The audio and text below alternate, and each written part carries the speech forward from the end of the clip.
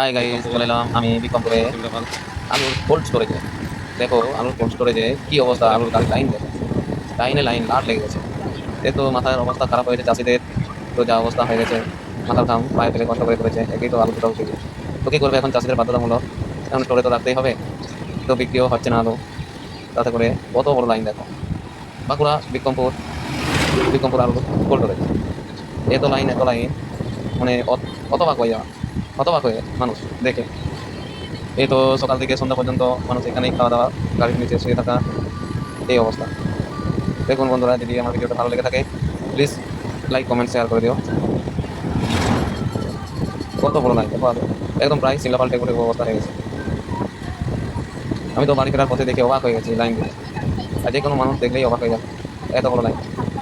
সকালে লাইন, সকাল থেকে আজকে সকালে লাইন দিয়ে দাঁড়িয়ে থাকলে কাল সন্ধ্যা হয়ে যাচ্ছে ফেরা একটা গাড়ি, কি অবস্থা। চাষিদের মাথায় হাত পড়ে গেছে একবার। অনেক কষ্ট করে অনেক খরচা করে আলু চাষ করেছে, তাতে করে এতে কিছুই থাকবে না চাষিদের। আমি আমি এখানে ভিডিওটা শেষ করলাম। যদি ভালো লেগে থাকে লাইক কমেন্ট শেয়ার।